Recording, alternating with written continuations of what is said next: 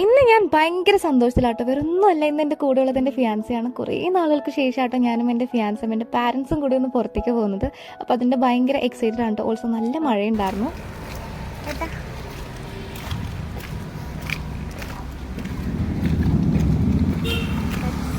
അങ്ങനെ നമ്മളിതാ അവിടുന്ന് ഓട്ടോ പിടിച്ചിട്ട് നേരെ എറണാകുളത്തേക്കാണ് പോകുന്നത്. ഇന്ന് നമുക്ക് അത്യാവശ്യം നല്ല രീതിയിൽ തന്നെ കുറച്ച് ഷോപ്പിംഗ് കാര്യങ്ങളൊക്കെ ഉണ്ട്. അങ്ങനെ ഇതാ ഓട്ടോയിലിരുന്നുകൊണ്ട് ഐ കോണ്ടാക്ട് എന്ന സീനാണ് ഗൈസ് നിങ്ങൾ കണ്ടുകൊണ്ടിരിക്കുന്നത്. അങ്ങനെ നമ്മൾ കച്ചേരിപ്പടിയിൽ ഇറങ്ങി, കച്ചേരിപ്പടി സ്റ്റോപ്പിൽ ഇറങ്ങിയിട്ട് ഇതാ ഈ ഒരു രാധാകൃഷ്ണ എന്ന് പറഞ്ഞ ടെക്സ്റ്റൈൽസിലാണ്ടോ കയറിയിട്ടുണ്ടായിരുന്നു. നമുക്ക് ഫസ്റ്റ് തന്നെ അപ്പയ്ക്കും അമ്മയ്ക്കും ഉള്ള ഡ്രസ്സ് എടുക്കണം. അപ്പോൾ ആദ്യം അമ്മയ്ക്ക് നോക്കാമെന്ന് വിചാരിച്ചു. അപ്പോൾ അമ്മയാണെങ്കിൽ ഇതുപോലെയുള്ള മെറ്റീരിയൽസ് ആണ്ടോ കൂടുതലും മേടിച്ചിട്ട് അത് സ്റ്റിച്ച് ചെയ്തെടുക്കാറാണ് ചെയ്യുക. അപ്പോൾ അപ്പനാണെങ്കിൽ ഇത് ഇന്നെങ്ങാനും കഴിയോ ദൈവമേ എന്നുള്ള രീതിയിൽ നോക്കുന്നുണ്ട്. അപ്പോൾ അമ്മയാണെങ്കിൽ അവിടെ ഇന്ന് ചുരിദാറൊക്കെ നോക്കിക്കൊണ്ടിരിക്കുക കേട്ടോ. അപ്പോൾ അതിൻ്റെ ഇടയ്ക്ക് എനിക്കൊരു മിറർ കിട്ടിയപ്പോൾ പിന്നെ അതിൻ്റെ മുമ്പിലായിരുന്നു എൻ്റെ പ്രകടനങ്ങൾ. ഞാനും ഏട്ടനും കൂടി കുറച്ച് വീഡിയോ ഒക്കെ എടുത്തു. അങ്ങനെ അമ്മക്കുള്ള ഡ്രസ്സൊക്കെ മേടിച്ചിട്ട് നേരെ നമ്മളിതാ ബില്ല് ചെയ്യാൻ വേണ്ടിയിട്ട് പോവാണ് കേട്ടോ. അവിടെ നിന്ന് നമ്മൾ നേരെ പിന്നെ സെക്കൻഡ് ഫ്ലോറിലേക്കാണ് പോയത്. ഇനി നമുക്ക് അപ്പയ്ക്കാണ് കേട്ടോ ഡ്രസ്സ് നോക്കേണ്ടത്. അപ്പോൾ ഇതാണ് സെക്കൻഡ് ഫ്ലോർ, മൊത്തം മെൻസിൻ്റെ കളക്ഷനാണ് കേട്ടോ. അപ്പോൾ ഞങ്ങൾ തമ്മിൽ സ്നേഹം പ്രകടിപ്പിക്കുമ്പോൾ അമ്മ നോക്കുന്ന സീൻ നോക്കുക ഗൈസ്, കൊച്ചു കള്ളി. അപ്പോൾ ഇതാ അപ്പയ്ക്കുള്ള ഡ്രസ്സ് അപ്പയ്ക്ക് ഇഷ്ടപ്പെട്ടത് അപ്പം സെലക്ട് ചെയ്യുന്നുണ്ട്.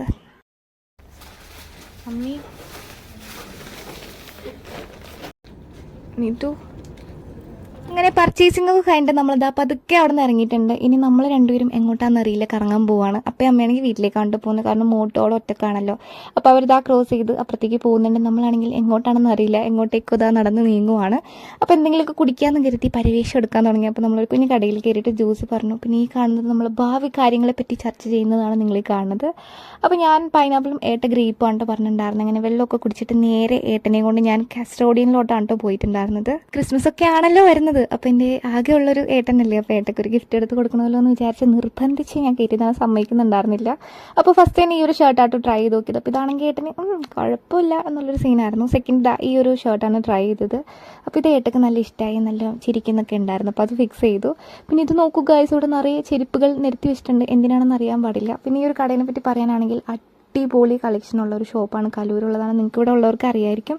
അതുപോലെ തന്നെ ഭയങ്കര എക്സ്പെൻസീവ് ആണ്, കാരണം പുറത്തുനിന്ന് ഇമ്പോർട്ട് ചെയ്യുന്ന ഡ്രസ്സാണ്. സ്റ്റാർട്ടിങ് തന്നെ 2000 ആണ് കേട്ടോ.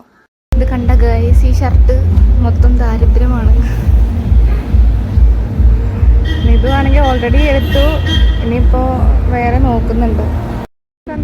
അങ്ങനെ ഏട്ടക്കുള്ള ഡ്രസ്സൊക്കെ വാങ്ങിച്ചിട്ടുണ്ട്. പതുക്കെ നമ്മളവിടെ നിന്ന് ഇറങ്ങി. അവിടെ നിന്ന് നേരെ എനിക്കുള്ള ഡ്രസ്സ് എടുക്കാനാട്ടോ പോയത്. മിസ്റ്റ് ഫാഷനിലാണ് പോയിട്ടുണ്ടായിരുന്നത്. കാര്യം എൻ്റെ ബർത്ത്ഡേ ആണല്ലോ, അതുപോലെ തന്നെ ക്രിസ്മസ് എല്ലാം സെയിം മന്ത് ആണല്ലോ. അപ്പോൾ ഏട്ടയാണെങ്കിൽ ഇന്നൊരു ദിവസം മാത്രമേ ഉള്ളൂ, ഇനി നേരെ എന്താ പറയുക വർക്ക് ചെയ്യുന്ന സ്ഥലത്തേക്ക് തിരിച്ചു പോവും. അപ്പോൾ എനിക്ക് നേരത്തെ തന്നെ മേടിച്ച് തരുവാണ്. അപ്പോൾ ഇവിടെ ആണെങ്കിൽ നല്ല അടിപൊളി കളക്ഷനാണ്. അതുപോലെ തന്നെ അത്ര റീസണബിൾ ആണെന്ന് പറയാൻ പറ്റില്ല, കാരണം അത്യാവശ്യം പ്രൈസ് ഉണ്ടായിരുന്നു.